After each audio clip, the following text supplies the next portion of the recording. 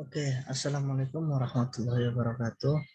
Perkenalkan, nama saya Rifki Fiha Rifana Enarafi dengan nomor induk mahasiswa 20602110022.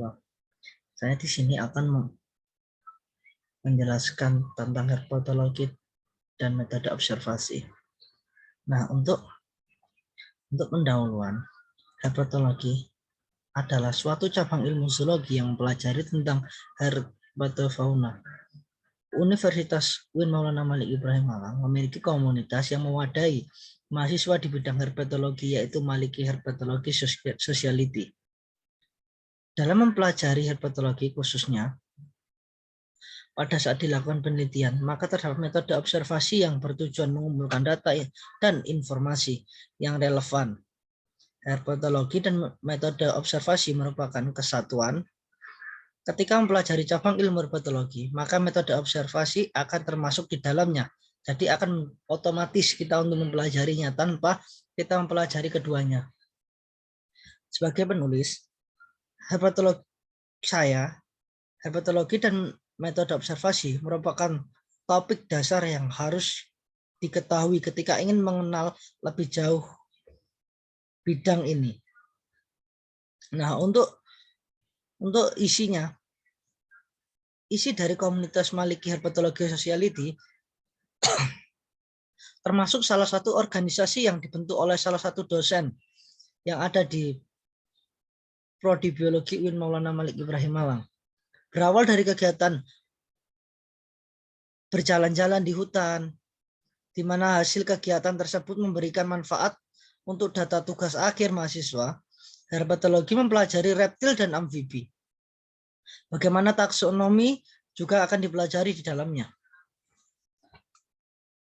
Morfologi juga dan anatomi. Karakter dan cakupan lainnya. Secara lebih spesifik, reptil dan amfibi memiliki perbedaan karakter dan klasifikasi. Beberapa poin penting dalam penulisan esai dengan topik herpetologi dan metode observasi antara lain. Nah, Maliki Herpetology Society adalah sebuah komunitas yang memiliki tujuan mewadahi mahasiswa UIN yang memiliki minat dan bakat di bidang herpetologi. Maliki Herpetology Society didirikan atas inisiatif salah satu dosen biologi, yaitu Bapak Berry Fahri Hanifa, MSc. Nah, sejak berawal tugas di kampus pada tanggal 1 Agustus 2006, latar belakang didirikannya komunitas ini yaitu kegiatan berjalan-jalan di hutan, kecoban di daerah ataupun di wilayah Malang Raya bersama mahasiswa angkatan 2014 dan 2015. Di mana data yang didapat dalam melakukan kegiatan berjalan-jalan di hutan tersebut memberikan manfaat untuk data tugas akhir mahasiswa senior yang mengikuti kegiatan tersebut. Eksplorasi ilmiah bidang herpetologi, edukasi, mengabdi masyarakat, dan upaya konservasi herpetofauna. In situ dan ex situ. Kegiatan rutin yang dilakukan komunitas ini dapat dilakukan di lapangan seperti kegiatan eksplorasi mingguan atau dapat juga dilakukan di laboratorium. Nah, untuk selanjutnya, herpetologi adalah cabang ilmu zoologi yang sudah saya jelaskan tadi di atas. Dan banyak sekali yang akan kita dapat jika kita mengikuti kegiatan herpetologi. Untuk reptil berdasarkan bahasa Latin yang berarti merayap. Reptil disebut juga hewan melata. Karena utamanya reptil yaitu tubuhnya dibungkus oleh kulit kering yang bersisik. Berdarah dingin rata-rata, adapun yang juga yang berdarah panas, tapi hanya beberapa. Fertilisasi terjadi di dalam tubuh. Nah, reptil sendiri terdiri dari 4 ordo, diantaranya Sukmata, Phrasmodinata, Crocodilia, dan Repugentilia. Nah, untuk selanjutnya, ordo Sukmata dapat kita baca sendiri dan kita amati bersama-sama. Banyak sekali ordo-ordo Sukmata, yaitu antara lainnya adalah subordo Leretilia, Suria, Kedua adalah ordo Subdea Ophidia.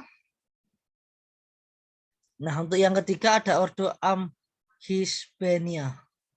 Nah, untuk ordo Crocodilia ini biasanya disebut atau dikenal dengan spesies yaitu buaya. Karena karakter utamanya dari Crocodilia adalah tubuhnya yang besar dengan tulang yang sangat keras dan kulitnya juga yang lumayan keras. Tetapi matanya kecil dengan pupil kecil dan memiliki membran nitidnas. Anggota ordo Crocodilia telah beradaptasi dengan kehidupan sistematik namun bertelur di darat dalam sebuah sarang. Nah, untuk selanjutnya yaitu ordo Rhyhocephalia.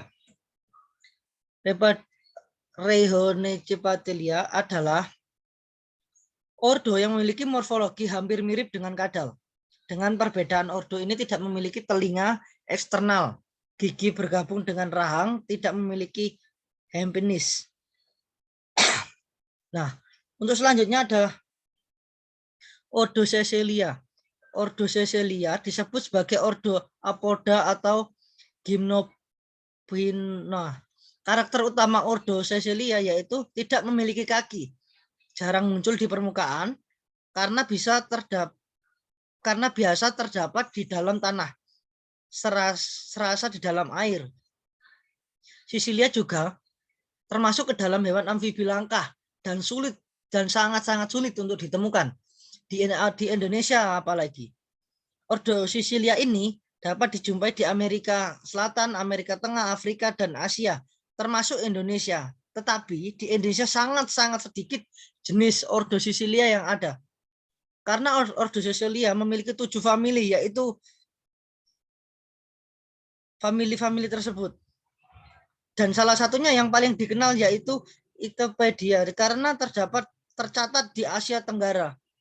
Famili ini yang terdapat di Indonesia terdapat di Bedugul, Taman Nasional Gunung Gede Pangrango, Jawa Barat. Nah, untuk selanjutnya next, ordo Anura.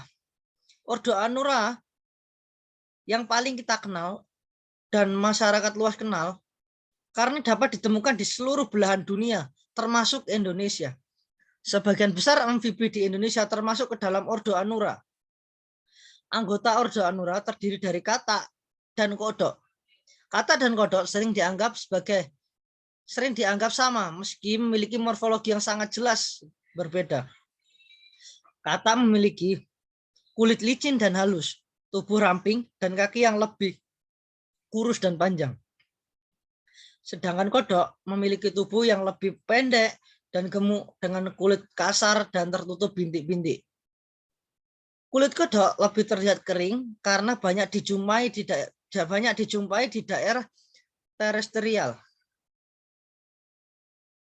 Nah, untuk selanjutnya ada ordo Urodela.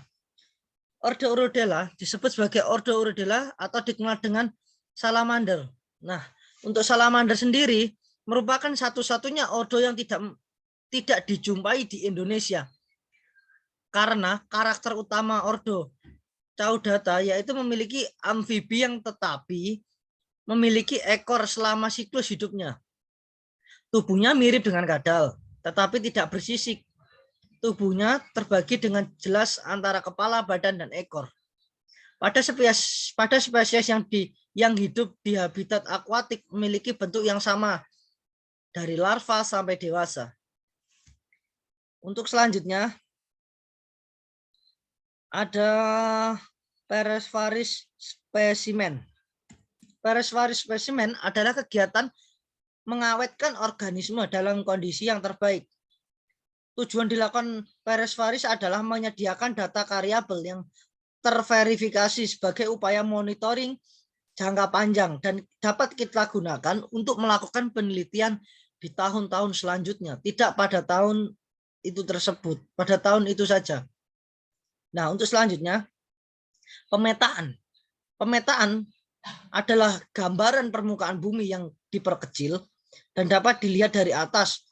Maka kita dapat melakukan pemetaan atau yang disebut dengan pembagian tempat atau blok yang mungkin akan kita butuhkan dalam penelitian ataupun melakukan observasi di lingkungan-lingkungan tertentu. Untuk selanjutnya, Avanza Maps. Avanza Maps adalah salah satu aplikasi berbasis peta yang dapat diakses dengan menggunakan smartphone yang sangat praktis, yang mendukung kegiatan survei lapangan.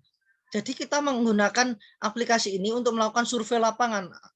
Apalagi kita melakukan survei lapangan di dalam hutan yang luas. Contohnya seperti TNBTS, TNGT, seperti itu. Nah, untuk selanjutnya, kita membutuhkan GPS eksternal. Seperti yang kita ketahui bahwa GPS adalah sebuah alat atau sistem serta navigasi berbasis satelit yang melacak posisi. Jadi kita menggunakan GPS ini untuk mengetahui posisi kita ada di mana, dan kita harus menuju ke arah mana agar kita bisa menuju ke suatu tujuan ataupun tempat yang kita tuju. Nah, terakhir untuk penutup, herpetologi merupakan cabang ilmu zoologi yang menjadi fokus dari komunitas kita. Jadi kita bisa melakukan semuanya, yang terutama untuk melakukan tugas akhir dalam melakukan skripsi. Nah, cukup sekian presentasi dari saya. Wassalamualaikum warahmatullahi wabarakatuh. Terima kasih.